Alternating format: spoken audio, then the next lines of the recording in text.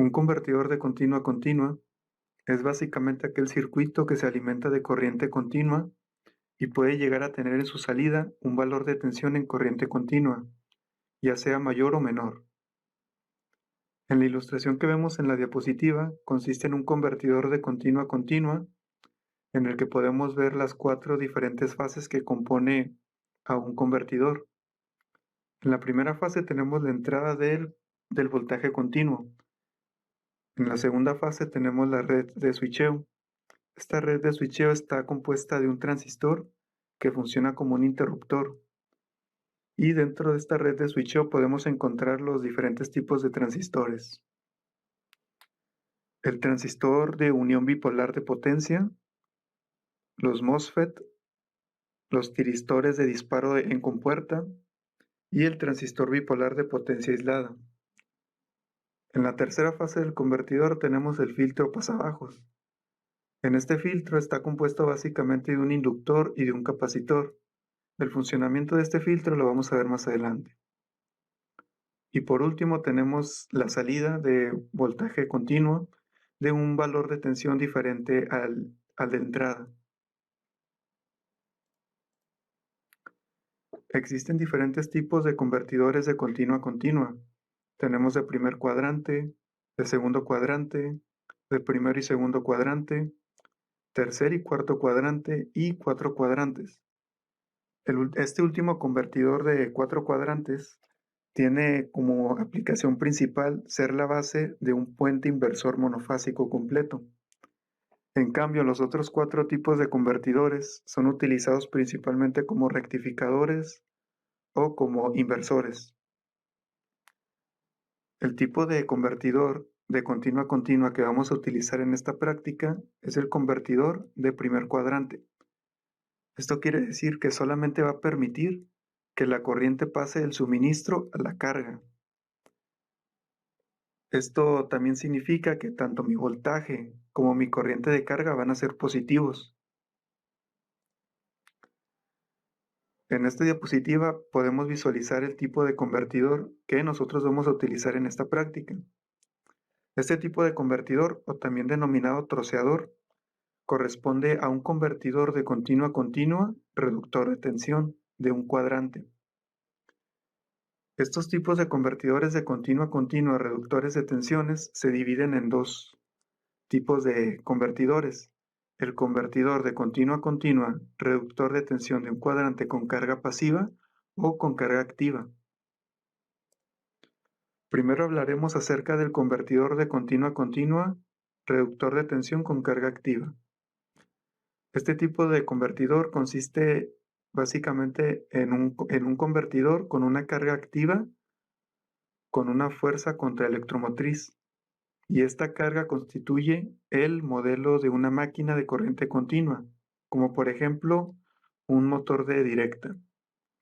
Y en cambio en los convertidores continua a continua de carga pasiva tienen 2 diferentes características que se diferencian de la carga activa. Y es que este tipo de convertidores tienen una inductancia que, al igual que en la carga activa, esta tiene la diferencia de que se coloca en el lado del receptor de salida. Y además tiene una carga pasiva con un condensador de filtro. El capacitor tiene como principal objetivo mantener en R una tensión sensiblemente constante. Estos 2 tipos de convertidores de continua a continua, reductores de tensión, también trabajan bajo 2 tipos de sistemas: el sistema en modo discontinuo y el sistema en modo continuo. Para diferenciar y saber en qué tipo de sistema está trabajando cada uno de los convertidores, debemos de analizar lo siguiente. Cuando se abra el interruptor, que en este caso nosotros estamos hablando del transistor, el diodo conducirá la corriente de carga que decrecerá hasta finalizar el periodo de funcionamiento. Y en el momento en el que nosotros cerremos el interruptor de nuevo, si la corriente por la carga todavía no se ha anulado, esto quiere decir que nuestro convertidor está trabajando bajo un modo de conducción continua. En caso de que la carga se haya anulado, esto quiere decir que estamos hablando de un convertidor de continua a continua que está trabajando bajo un sistema de modo de conducción discontinua. Por ejemplo, en la imagen nosotros podemos ver las dos gráficas que representan a cada uno de los sistemas. Si este es mi periodo de funcionamiento del circuito, yo al cerrar mi transistor, la corriente va a empezar a fluir por el circuito, pero yo al cerrarlo nuevamente, la corriente va a seguir fluyendo a través de él. En cambio, en el modo discontinuo, si yo cierro el transistor, la corriente de la carga que va a pasar por el circuito va a ser cero. Una vez hemos analizado estos diferentes tipos de características que tienen los convertidores de continua a continua, reductores, podemos llegar a la conclusión de que el tipo de convertidor de continua a continua que vamos a utilizar en esta práctica corresponde a un convertidor de continua a continua, reductor, reductor de tensión, que está trabajando con un sistema de modo de conducción continua y que además tiene una carga pasiva.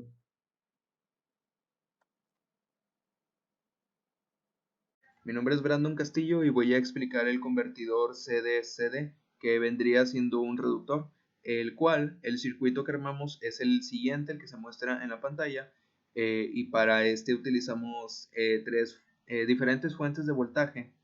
Por ejemplo, vendría siendo esta fuente de voltaje de corriente directa, para el cual aplicamos un valor de 1 volt. Sin embargo, por ejemplo, para este voltaje de onda sinusoidal, le aplicamos un pico de amplitud de 0.5 volts y una frecuencia de 50 Hz. Y para este voltaje de onda triangular, esta fuente de voltaje de onda triangular, aplicamos un voltaje de pico a pico de 4 volts y a una frecuencia de 100 kHz. Y por último, para esta fuente de voltaje de DC de aquí arriba, utilizamos un valor de 48 volts.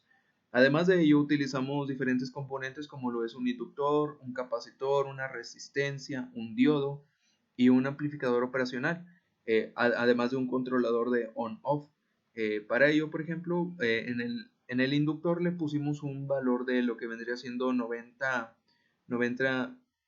microhenrios y para el capacitor un valor de 470 microfaradios. Para la resistencia aplicamos un valor de 3 ohms y vendría siendo todo.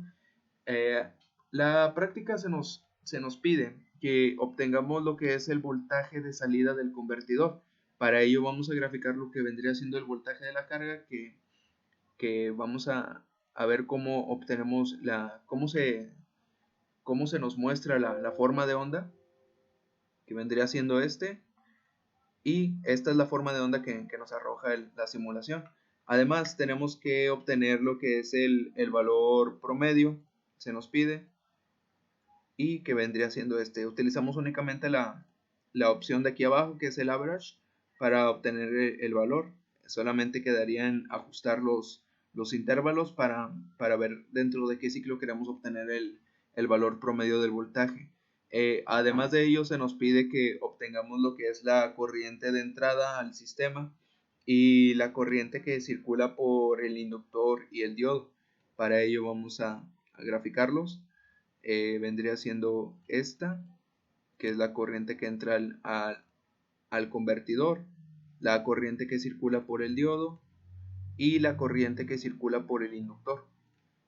Obtenidas estas tres formas de onda, además del valor promedio que nos pidió la gráfica anterior, también nos pide lo que es el valor eficaz. Mismo procedimiento, únicamente basta con localizar los intervalos de acuerdo a un ciclo para obtener el valor promedio y el valor eficaz. Para el valor eficaz solamente basta con seleccionar la otra opción restante, que es el RMS, y ya estos dos este sería el valor promedio de las formas de onda para la corriente de entrada al convertidor, la corriente que circula por el diodo y la corriente que circula por el inductor. Este sería el valor promedio y el valor eficaz. Además de ello, se nos pide que obtengamos lo que es las señales de entrada al amplificador operacional y la señal de salida. Para ello colocamos estos medidores de voltaje, lo que es en el lado no inversor del amplificador y en el inversor, además de la salida. Para ello, para obtener una gráfica más definida, cambiamos lo que es la escala en el control de la simulación. Aquí solamente le damos doble clic y cambiamos el valor para obtener la gráfica a una escala diferente y que se vea más notoria las formas de onda. Corremos nuevamente la simulación y graficamos lo que mencionamos anteriormente, lo que es las entradas y las salidas del amplificador. Y estas serían las formas de onda que nos arroja el sistema. Y bueno, nos especifica que la señal de salida del amplificador, que sería está con color rojo, sería la señal PWM. Y bueno, esto sería toda la explicación de la simulación de la práctica número 3.